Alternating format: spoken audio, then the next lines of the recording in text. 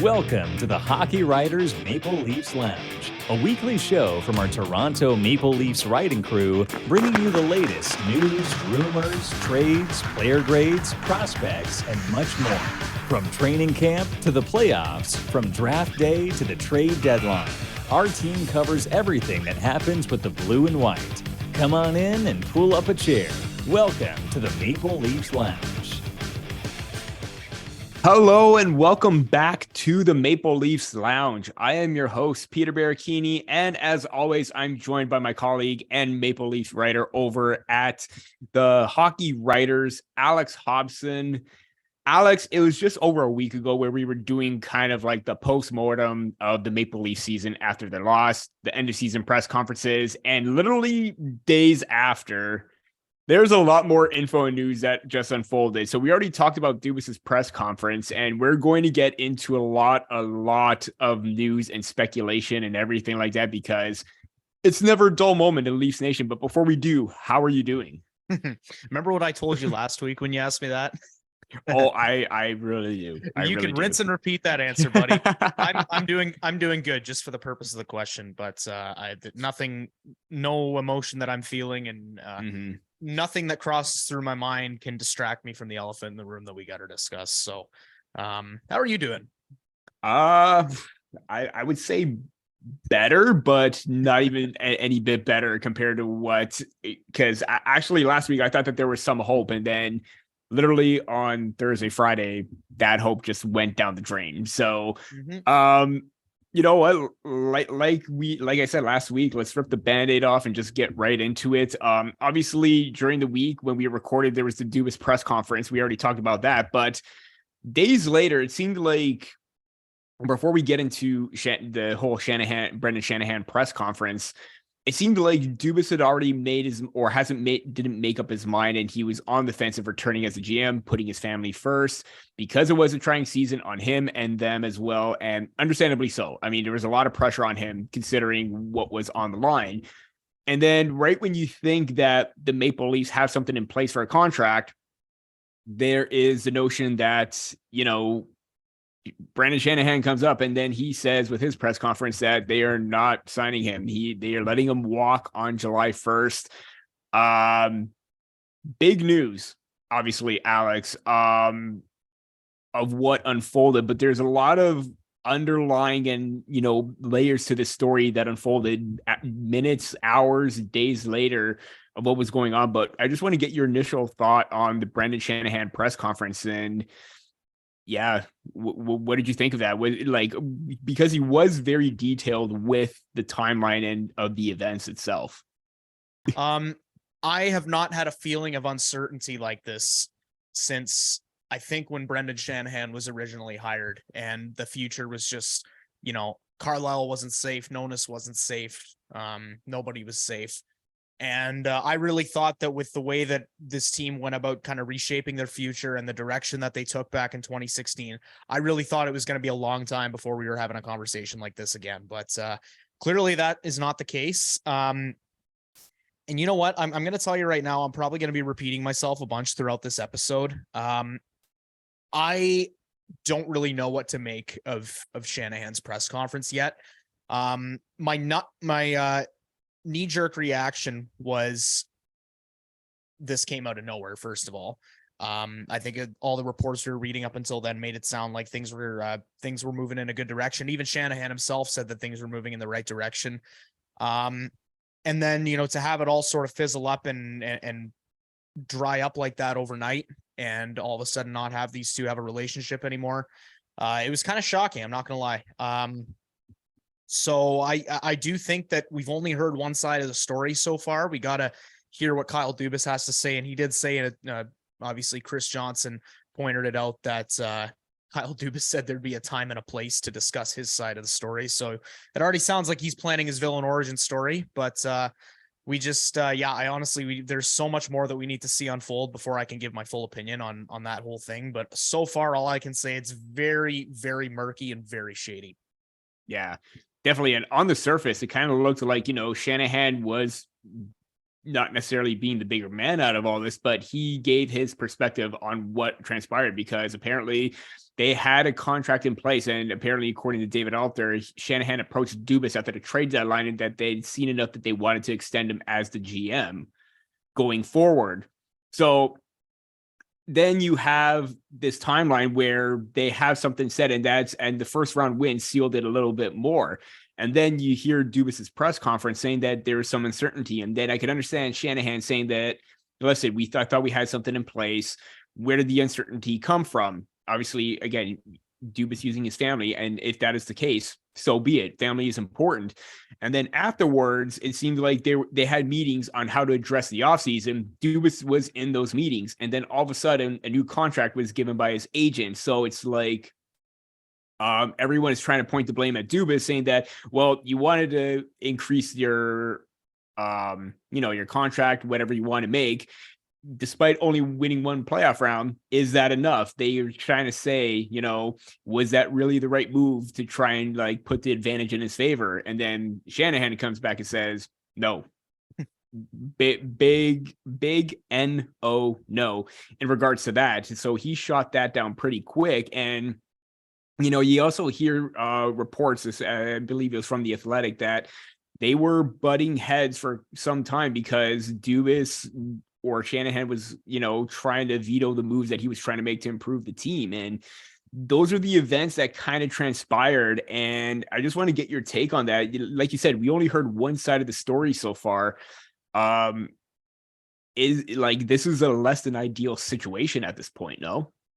Yeah, it definitely is. And I'm not gonna pretend like there's not any better option out there than Kyle Dubas. Like, for as much as I think that the Leafs would have been best served keeping him as GM and perhaps parting with a core player, a coach or something like that instead. I also think that, on paper, the results are what the results are. He's been GM since 2018. They've only won one playoff round. And so in that case, I think it is definitely a bit of a concern to have something fizzle up like that.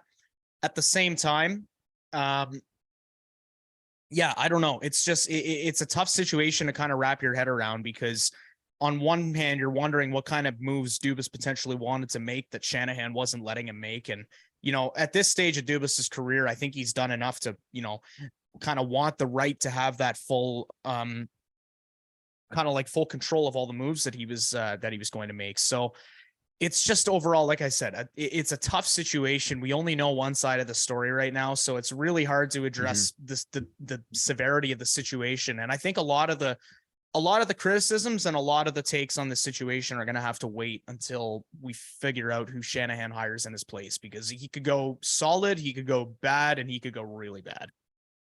Yeah, and what's funny? The movie Moneyball was on the other day, and in the very opening, it's Billy Beane going to the owner of the Oakland Athletics saying, "Listen, I need more money. You give me the more money, you give me more power. I can put together a competitive team."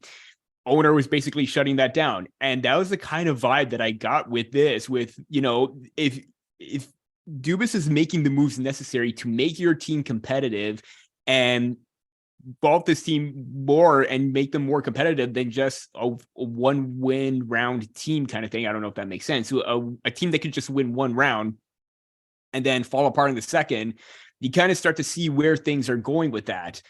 And the fact that Shanahan possibly vetoed moves that probably would have even been more beneficial to this team says a lot about that. Maybe Shanahan really isn't the so-called nice guy in all this, because there's a lot going on that we don't know. And there's something apparently on Elliot Freeman's 32 Thoughts, the podcast, when the exit interviews happened, players were very blunt about the situation or how the season or the playoffs unfolded. And you could tell that it was very tense. So obviously, yeah, Dubas made necessary moves, but at the same time, if there was one or two moves that could have been more substantial than what they had already had, and Shanahan said no to that, then you have that conflict, and you have two people that should be on the same page not being on the same page. And if I'm Shanahan, you stuck by Dubas's side for all this time. You made him the GM. Why not give him that autonomy and power and trust? Like, it felt like there was no trust in all this from his part. And that's what's really disappointing from my perspective in all this.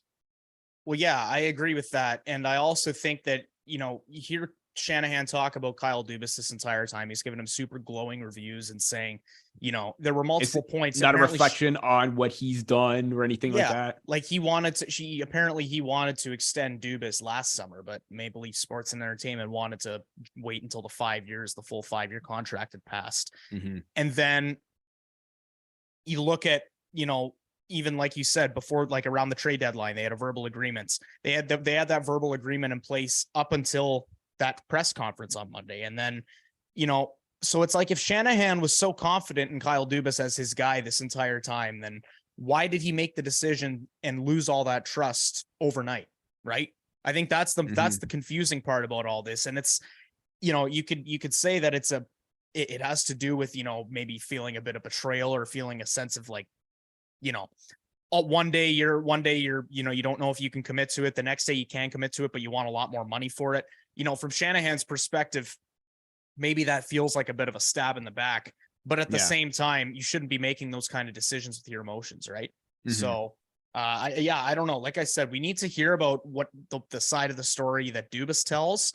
And I think only at that point we'll be able to say whose mistake this was, because there's an argument to be made that Dubas overplayed his hand. There's also an argument to be made that Shanahan made a crucial decision for this team with his emotions. And you can't be doing that when you're in a position like president of the Toronto Maple Leafs. Yeah, and I think that's the most important thing right now. It seems like both sides were as a result of this conflict or this mutual parting from both sides. And it's interesting to note that earlier on Monday that Darren Dreger tweeted out that the Fenway Group, owners of the Pittsburgh Penguins, had been granted permission to speak with Dubas. And this is literally a week after Dubas said that it's either Toronto or nothing. So it kind of feels like maybe that was part of his negotiation tactic to try and say, hey, this is where I want to be. And now all of a sudden, he also said that, you're not going to see my name pop up a week later or something like that. And yet here we are a week later, and his name is being brought up in regards to a possible opening for the Pittsburgh Penguins. But we'll see. It is very disappointing because I mean, Dubas has his critics. I mean, let's face it, they come out in droves whenever something bad happens, but he's made a lot of good moves. And whenever there was a bad move, he did his best to try and correct it. And that's a GM that knows how to learn on the fly, learn from the past, and better himself as a person and as a general manager. So I think that this is, like you said, a rash decision to let him go, because there are not many candidates that I would have faith in if they were to overtake Dubas. And what I always say to people when they bring up his bad moves is that for a lot, and I would almost say all of his bad moves, you can at least understand the logic about why he made that move in the first place. Mm-hmm. For example, people will bring up the fact that he didn't negotiate hard enough with Mitch Marner, that Marner kind of, stole the leverage and took that $10.6 million, and maybe he should have played him a little tougher. As much as I understand that, people got to remember that at that time in 2019 or whatever it was, we were still kind of coming into this new Austin Matthews, Mitch Marner era. And we were still coming out of an era where Tyler Bozak was the number one center of this team. Phil Kessel was the most marketed name. Mm-hmm. And Diafanov was the number one defenseman. He was. The goaltenders were J.S. Jaguar, James Reimer, Jonathan Bernier. Like, we have been through some dark times in Toronto. And I think what a lot of people need to remember is that, for where the team was at the time and how long it had been since they had bona fide homegrown stars on their team, I think the reaction would have been a lot meaner from the fan base if Dubas messed up the negotiations with Marner and someone offer sheeted him, or he demanded a trade, soured his relationship, as opposed to paying him that 10.6. Because at least at the time you can say, oh, that's a little pricey. But at the same time, if he delivers in the playoffs, if he takes this team to a Stanley Cup, I don't know. I don't care how much it costs. And clearly that hasn't happened. So that's, again, something that you look back on. You say it's one of Dubas's worst moves. Well, at least you can understand why he made the move in the first place. You can do that with just about anything that he did. Mm-hmm. Very true. Very true. moving on to our next point, because the Maple Leafs don't have a full-time GM. I believe Brandon Pridham was given that interim tag at the moment, but given where they are and how close the offseason is, because the draft is literally close to a month away, free agency is around weeks after that. How are the Maple Leafs going to handle this bad spot that they are in right now, given what they need to do and how close the offseason is? I did say I was going to be repeating myself a lot this episode, so I'm going to bring this one out again. I need to wait and see who their GM is until I can comment on that, because I'm going to feel a lot more optimistic for the sake of the team heading into the offseason if they hire someone like an Eric Tulsky from Carolina or a Mike Futa from LA, as opposed to if they were to walk away with Peter Chiarelli or Jim Benning or something like that. There's a lot of intriguing options out there. There's some decent options and there's some really, really bad options. So it, as much as it seems like a cliche to say, whoever this team picks up as their GM is going to drastically shape how I feel about the spot they're in. Because I think you gotta, I can see why Shanahan would want to go with somebody with a little more bite and someone who's got a little more experience and, has made these tough decisions before. But I also think they got to make sure that whoever's coming in knows, listen, priority number 1, get Austin Matthews extended. Yeah. Priority number 2, figure out Nylander extended. Yeah, Nylander too. So there's just, I've got a lot more faith in someone like an Eric Tulsky accomplishing that than I do someone like a Jim Benning, right? Mm-hmm. And, I don't think either of those names have been directly linked to the Leafs. I'm just kind of spitballing based on who's out there. But yeah, there's a lot of moves to make this offseason, and I didn't think that we'd be sitting here talking about anybody other than Dubas making these decisions. So it's an unknown period and an unknown territory for me right now. So I need to see who that GM is before I can comment on what I think that their odds are of turning the team around and establishing themselves in a good spot. Absolutely. I absolutely agree with you on that assessment, because there, like you said, you mentioned a few names already, and I agree that those are names that they should look out for. But at the same time, there have been links to, as you mentioned, Jim Benning, Peter Chiarelli, Mark Bergevin. These are GMs that have had experience, but have made a lot of questionable moves that have forced their way out of the current or out of the market that they were previously in. Just to clarify too, before, because I know that statement might be misconstrued a little bit if people don't know. None of these names have actually been linked to the Leafs. Like, it's not like they're talking to Jim Benning or Peter Chiarelli possibilities. Or anything. Yeah, they were just listed off. I think it was Chris Johnson listed off a bunch of guys that could fit the bill of what Shanahan wanted, but they haven't been linked to any of these guys directly, I don't think. No, absolutely. And that is a good, reminder that these are names that have been in the business for so long. And like I mentioned, they have been in the business for so long, but they've forced their way out because of bad decisions that they have made. And you're very skeptical on bringing in a Bergevin, a Chiarelli, based on their history, because Chiarelli was GM of a team that, with the Edmonton Oilers for some time, had Connor McDavid and had a hard time to surround him with the talent that they have right now. So begs the question, is he really the guy to try and put the trust in to try and surround the talent for Austin Matthews, Marner, and Nylander at this point? Because I don't think they are the answer. And they need someone that needs to have that still new school thinking, but still know the ins and outs of how to negotiate and everything like that. And there are a lot more qualified people at this point than, let's say, those are the GMs of the past. That it may have worked, back then, but maybe now it's a different game. And they, even in the last few years, there's some moves that Bergevin made that were very questionable and suspect. Chiarelli, you name it. And you look at some of these other names that are in the market right now where they've been assistant GMs, but they've had more control and had more success in developing the team or putting together the team that they have. So before we get into a quick fire question, Double. I don't know why I used quick twice there, but before we get into a quick fire question, there we go. That's a little bit better. Here is a quick word from the hockey writers. Interested in writing for the Hockey Writers? If you have experience writing about hockey, are passionate about the sport, and are looking to take your writing to the next level, the Hockey Writers could be the place for you. Here at THW, you will have the opportunity to hone your craft at one of the world's largest and most respected hockey publishers. You will have control over what you write, be able to seek out media credentials, and be supported by a large network of writers and editors. Plus, you'll get paid for doing it. If you're interested and want to know more about team openings and requirements, please visit the Write for THW page on the Hockey Writers website. A link to that page is also listed in the description. And we're back, and as I said, there's a quick word, quick word. There's a lot of quickness going on here. A lot of quickness going on. And speaking of which, the Maple Leafs need to act quickly and bring in a name because, hey, it kind of worked itself out there. Mic drop. There we go. The quick fire question I have for you, Alex, is obviously you listed off a bunch of names too. Brendan Pridham is in the system already. Eric Tulsky, Mike Shida, the Maple Leafs have been linked to him in the past. Who would you see as the best fit as general manager for this team?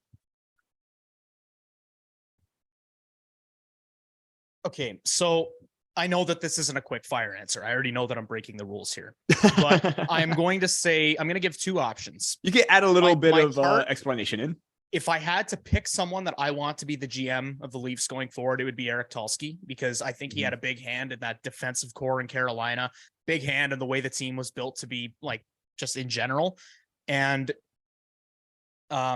he's young and he's analytically minded. So I think that I'd like to see the Leafs go after him. In terms of who I think the best fit is for the Leafs, hearing what Brendan Shanahan said, I think Leafs fans should really start to get comfortable with the idea of Brad Treliving as the GM. And, I'm not going to lie.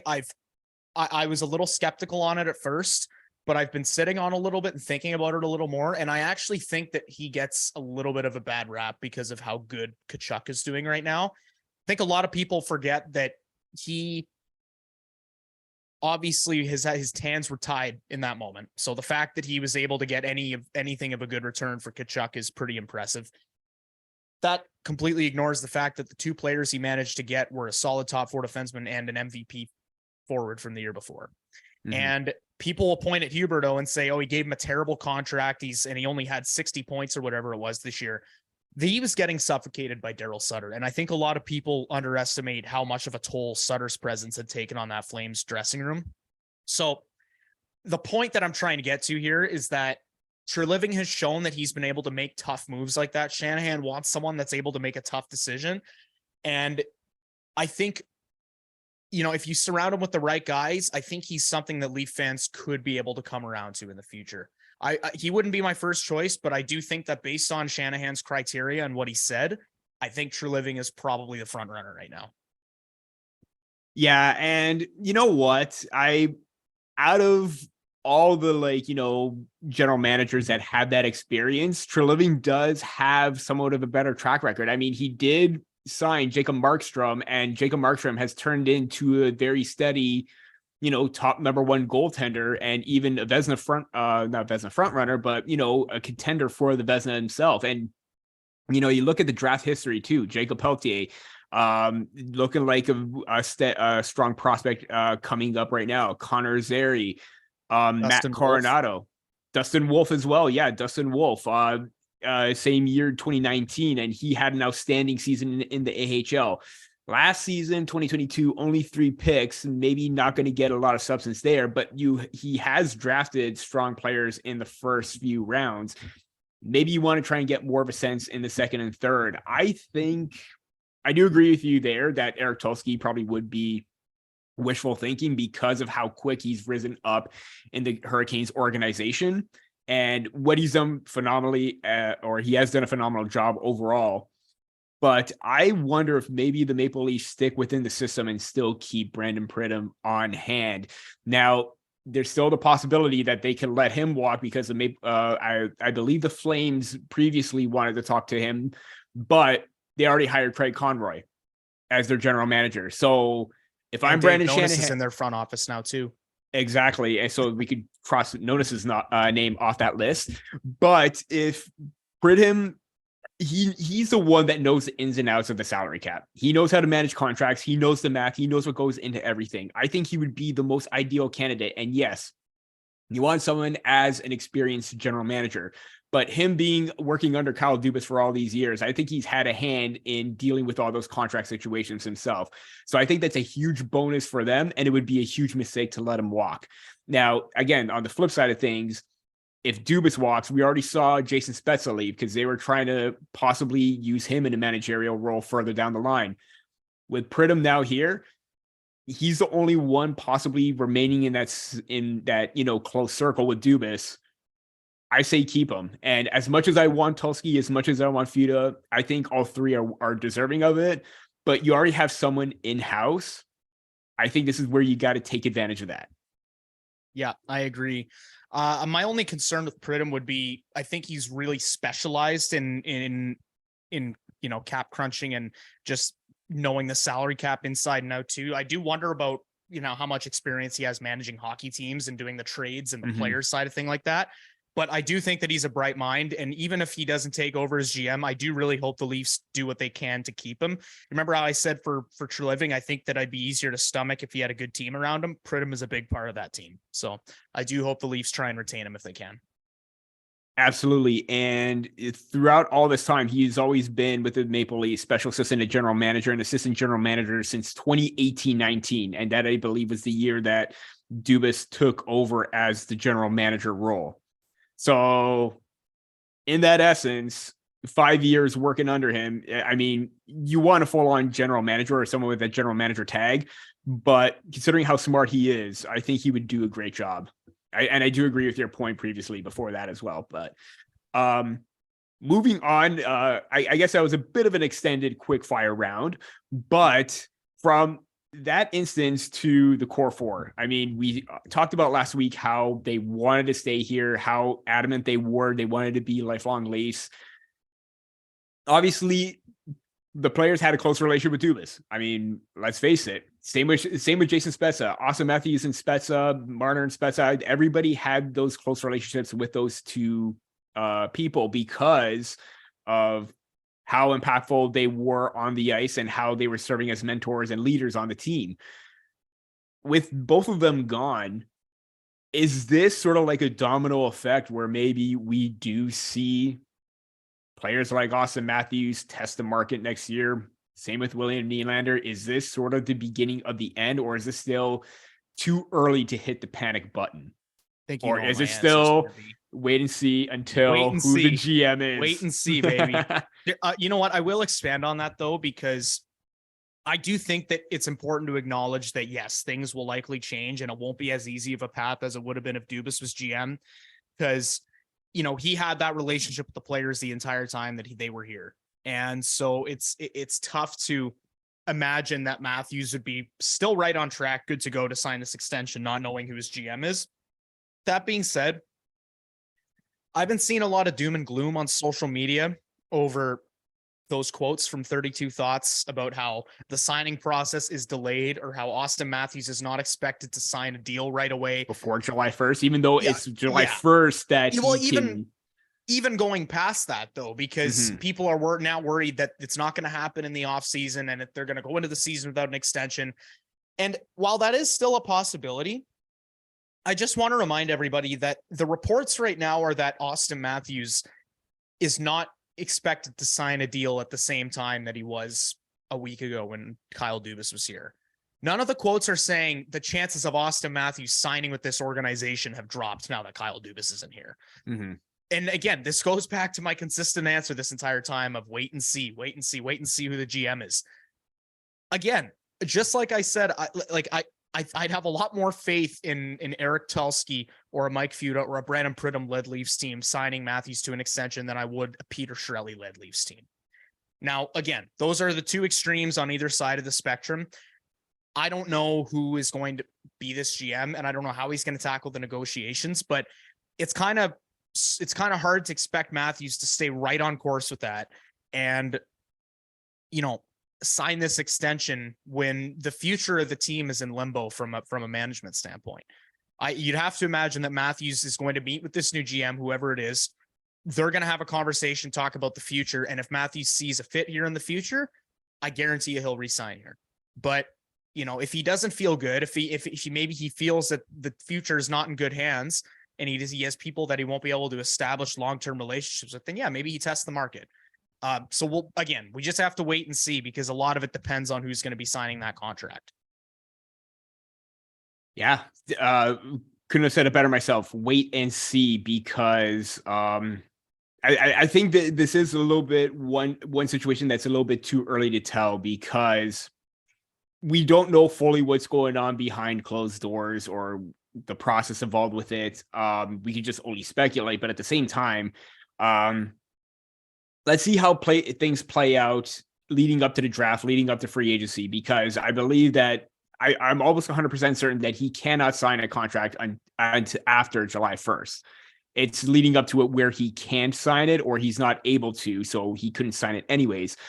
But, you know, he did say he wanted to get a contract done before next season. Now, he did say that when Dubas was still technically in charge or still at the helm, but what if his intentions are that he still wants to get a deal done? I mean, like you said, let's just play it out. Let's take a step back, breathe. You remember his quote from a couple weeks ago it feels like a couple weeks ago now, but no, it was really only like maybe a week and a half ago. But you remember how he was like, Toronto is where I want to play. I've made that clear. I don't want to play anywhere else. Mm-hmm. He did not say Toronto is my home. I only want to play here for the rest of my career, but only if Kyle Dubas is here. Right. Yeah, no, like it's just, I understand that we're kind of in doom and gloom mode right now because we're actually seeing change for the first time in this era.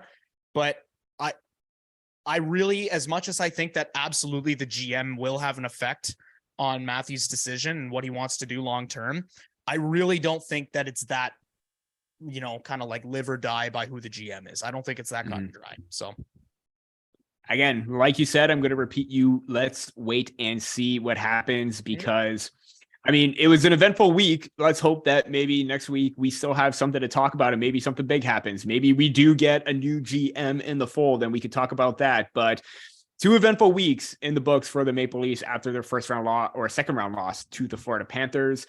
That is all that we have for this episode of the Maple Leafs Lounge. Be sure to check out the Hockey Writers on all of our fantastic team pages, including the Toronto Maple Leafs, where you will find great stuff from Alex, myself, and everyone else covering the Maple Leafs there. That is all that we have for this episode of the Maple Leafs Lounge. For Alex Hobson, I'm Peter Baracchini, and we will see you next time on the Maple Leafs Lounge.